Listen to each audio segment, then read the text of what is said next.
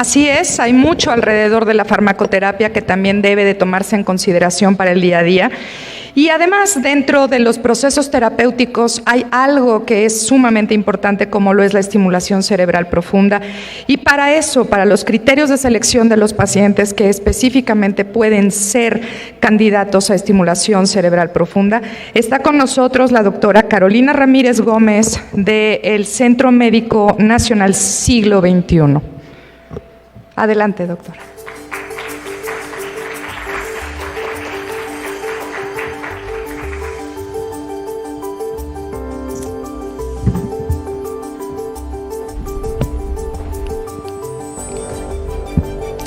Hola, muy buenas tardes. Y bueno, antes que nada, agradecer a los organizadores de este evento por darme la oportunidad de compartir este tema tan relevante para todos ustedes y por tener la iniciativa de tener un programa tan importante y de manera gratuita para los pacientes y familiares de Parkinson. Eso es de gran valía para todos ustedes. Entonces, bueno, ¿cuándo considerar que un paciente con enfermedad de Parkinson podría beneficiarse de la estimulación cerebral profunda? Como ya lo han comentado y lo han revisado con los médicos que previamente han estado aquí, el paciente con enfermedad de Parkinson invariablemente va a llegar un punto en su enfermedad en que va a presentar fluctuaciones motoras y disquinesias que pueden beneficiarse algunos o muchos de ellos del tratamiento de estimulación cerebral profunda.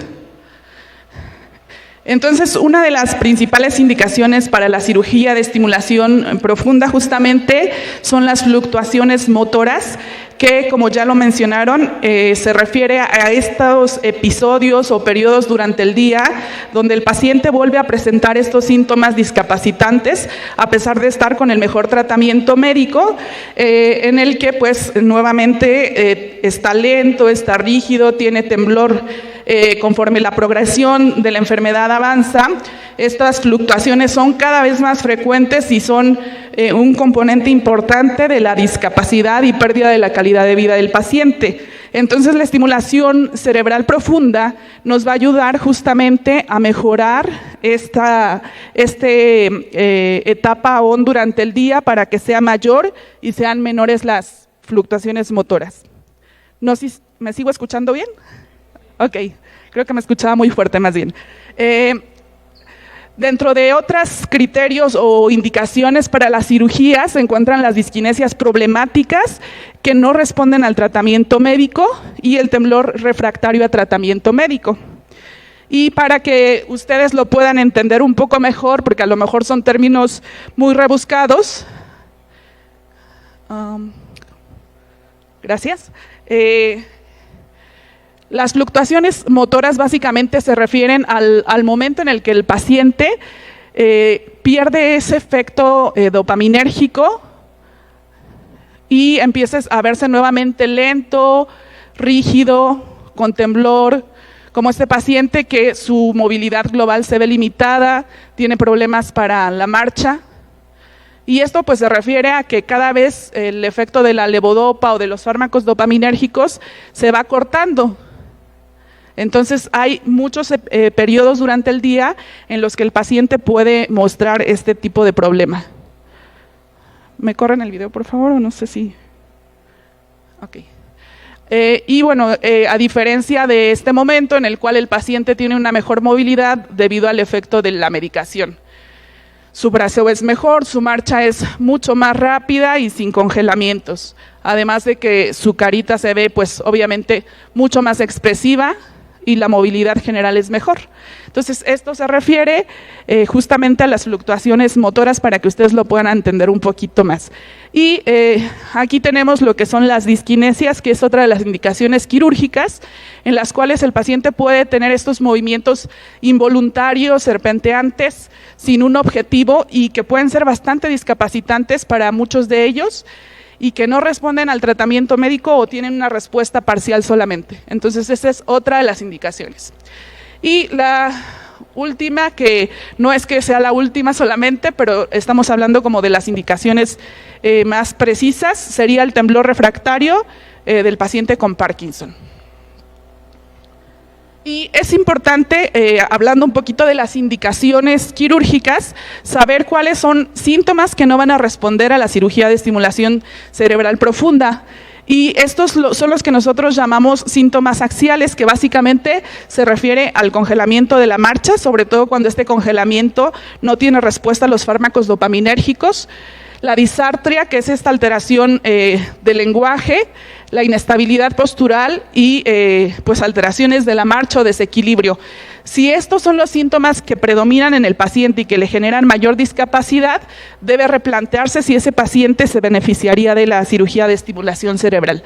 Ese paciente tal vez podría beneficiarse más de la rehabilitación, que es el tema que va a venir posterior a este.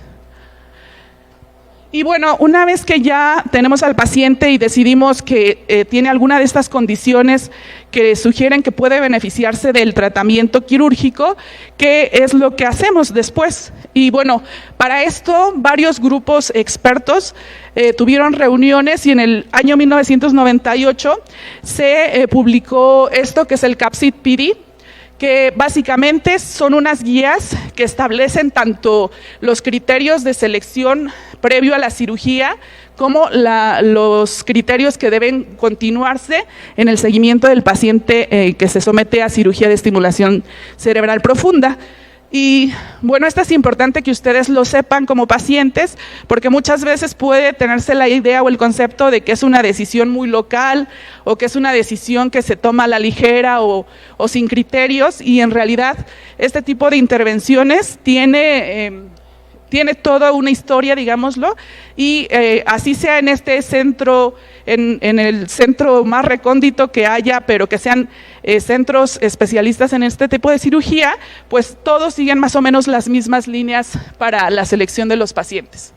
Y bueno, esto es obviamente algo bueno, porque esto permite un proceso riguroso de selección en el cual pues se va a decidir qué pacientes van a obtener el mayor beneficio de la cirugía, van a tener un beneficio que les va a durar un tiempo aceptable para el tiempo y el gasto invertido, y saber bien qué pacientes son físicamente, cognitivamente y emocionalmente capaces de tolerar todos los aspectos de la cirugía y los cuidados posoperatorios. Y entonces, una situación que es muy relevante es saber que existe una ventana de oportunidad en la cual vamos a tener los mayores beneficios con los menores riesgos.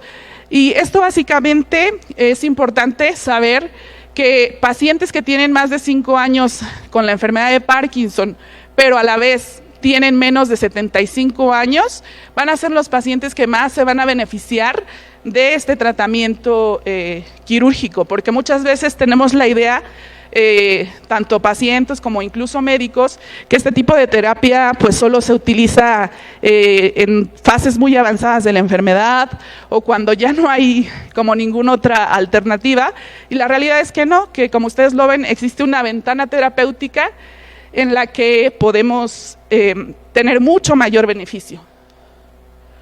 Entonces la edad es un limitante, pues no es un criterio de exclusión absoluto, pero sí es importante que la decisión se tome en cuenta la necesidad terapéutica, los factores de riesgo para desarrollar complicaciones, la esperanza de vida general del paciente y las enfermedades concomitantes. Y lo que sí es verdad también es que los pacientes menores de 70 años son los que van a tener un beneficio mayor.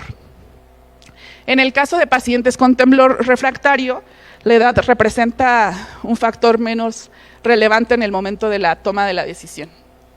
Y bueno, antes del paciente someterse a la cirugía, estas guías lo que recomiendan es que el paciente haga un diario. Este diario se recomienda por unos 3 meses previos a la cirugía, en los cuales en intervalos de 30 minutos en una semana pueda establecer en los momentos de estado off, de off parcial, de estado on, pero con estas disquinesias que ya vimos, si hay caídas, si hay congelamiento, si hay distonía en off. todo esto pues, nos va a permitir que podamos conocer mejor el fenotipo del paciente y poder tomar una mejor decisión del blanco quirúrgico. Obviamente, si ustedes llevan el tratamiento con su médico neurólogo, que los conoce de años desde que les hizo el diagnóstico, es muy probable que pues conozca más o igual que ustedes su enfermedad. Y bueno, otras cosas que son importantes o criterios que se establecen para someter al paciente a esta cirugía, pues obviamente, como lo mencionaron, es saber que el paciente en verdad tiene el diagnóstico de enfermedad de Parkinson y que no tiene un parkinsonismo atípico, por ejemplo. Por lo cual, justamente, se establece que el paciente no debe tener menos de 5 años con la enfermedad al momento de considerarlo candidato quirúrgico, justo por esta situación, porque los parkinsonismos atípicos pues no se van a beneficiar del tratamiento quirúrgico, y además porque en general, como lo mencionó la doctora Ingrid, los fenotipos van a tener una buena respuesta al tratamiento médico los primeros años. Otro de los criterios que es muy relevante es la respuesta a levodopa o a los fármacos dopaminérgicos, por lo cual muchos de ustedes ya saben que una de las situaciones que se realiza previo a la cirugía es la prueba de levodopa. Y esta prueba de levodopa pues tiene mucha relevancia porque nos establece pues uno, la respuesta que el paciente tiene a la misma en la escala que nosotros evaluamos. Y este porcentaje que tiene que haber de mejoría, en realidad es un porcentaje que se establece como corte, pero el paciente con enfermedad de Parkinson suele tener más allá del 50% de mejoría con la levodopa. El problema con la levodopa es más bien el acortamiento del efecto, pero el efecto sigue siendo bueno. Esta prueba además nos permite también establecer qué síntomas sí mejoran y qué síntomas no mejoran con la terapia dopaminérgica, que eso también es relevante porque realmente lo que mejore la levodopa en general es lo que va a mejorar la cirugía, a excepción del temblor, que el temblor sí puede mejorar con la cirugía a pesar de que con la levodopa no haya respondido. Y entonces, cuando se hace esta prueba de levodopa, se realizan algunas escalas clínicas que se toman tanto en el estado sin efecto de la medicación y ya con efecto de la medicación para evaluar justamente la condición motora de calidad de vida del paciente. Y antes de establecer que el paciente sigue siendo un buen candidato quirúrgico, como lo mencionaron, se requiere de un equipo multidisciplinario en el cual se requiere de un análisis cognitivo por el neuropsicólogo, psiquiátrico, para establecer que no existan cuestiones cognitivas o psiquiátricas que sean muy relevantes y que impidan el tratamiento quirúrgico.